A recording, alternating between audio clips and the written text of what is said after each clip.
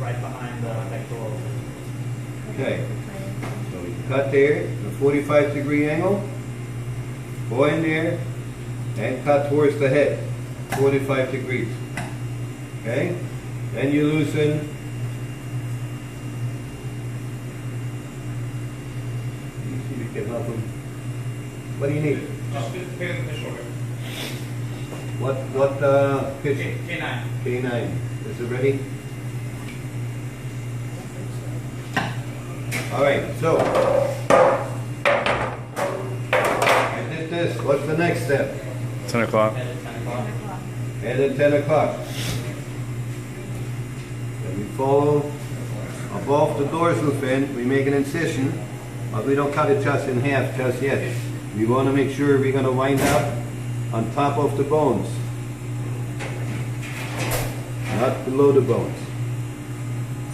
Once you come towards the tail, you cut towards the tail, so you might get a little bit extra skin there. Okay, once you're there, you check a little better. You want to make sure you're right above the bone. And you go there until you get to the spine.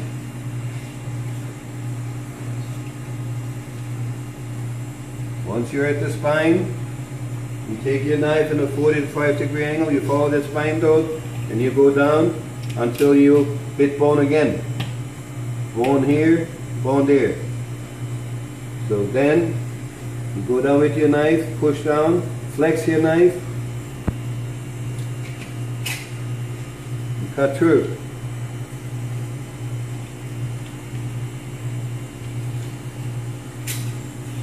Once you are at your belly, you want to make sure you save that belly flap. So you need to hold that back a little bit, and here, instead of flexing your knife and cutting through, you need to follow those rib bones.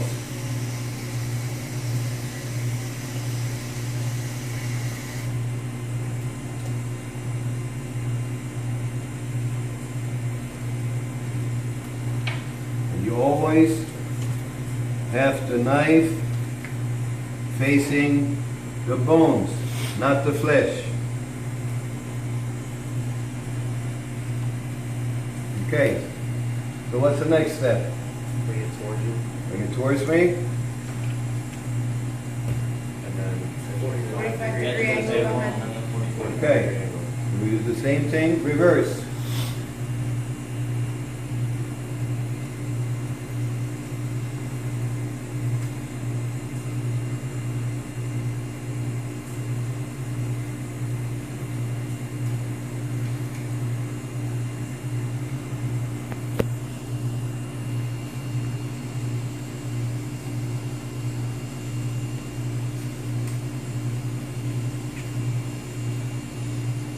Okay, and then and at 4 to 5 o'clock. we reverse it. Tail at 10 o'clock. Then we go in above the dorsal fin. There again. You want to make sure you're going to wind up above the bones, but very close to the bones. Here on this part, you have to free that a little bit more because that doesn't come off quite that easy. So you can see what you're doing.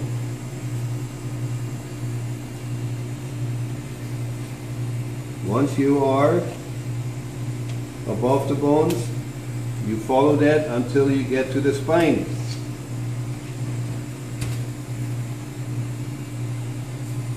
Once you get to the spine,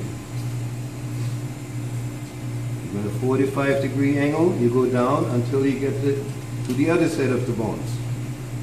Okay, now up here, we have the rib bones, we have the belly flap. We want to make sure we do not destroy that, so we hold that back. And we follow the rib bones.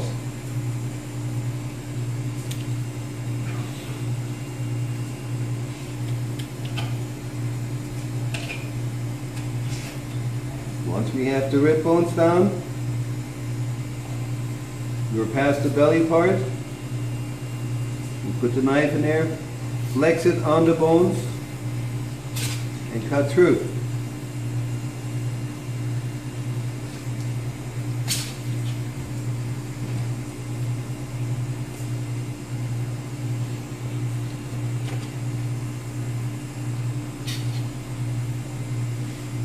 Okay. Now those bones, are they good for stock? Yes. Next thing would be what? Pin bones. Luis, come here. Oh, you already did that one, right? Yeah. Oh, then forget it.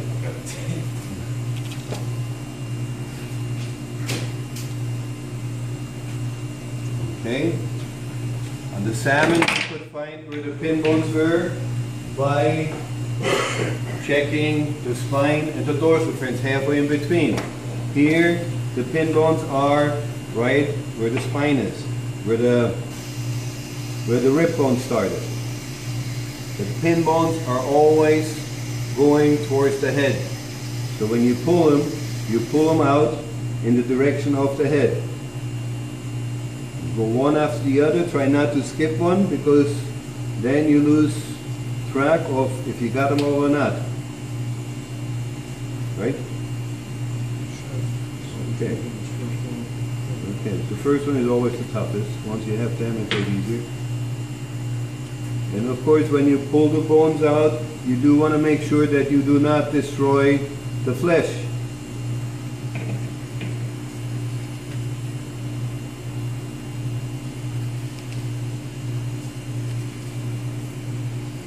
And how many bones do we need? All of them.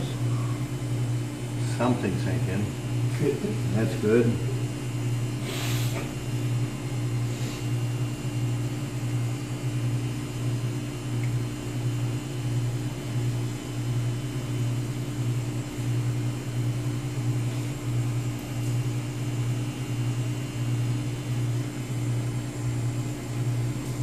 Because you never know. But you go here, and then you know, okay, I missed one here.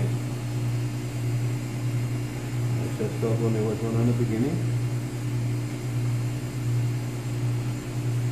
Okay, so once you have your pin bones out, the next thing would be skinning it. What do we do there? You put it on the edge of the table. Edge of the table, very important. Because that's the only way where we can hold our knife flat against the table. We pull, hold the knife flat. You will use the chef's knife after you got that. If you are really comfortable with it, you could use, and eventually you just might use one knife, but this knife is more flexible. And if you don't hold it flat on there, you might wind up with meat on there. Not like this. This is what we want. Okay. Still fighting with those bones? Up in the front here, when you get that tent, like that muscle on top of that, is it? Don't worry about the muscle. Get that bone right here. All the way to the end of the table. Hold your knife flat. Once you have started,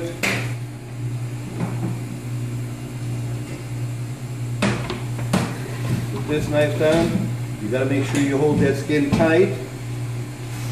And then you jiggle a little bit. You got to hold that skin tight, and your knife got to be flat on the table. Then you come up with something like that. Then if you turn that over, no skin. All right, what's the next step we're going to do? Candle it. We're going to candle it. All right, so check for those cod worms. There's one right there.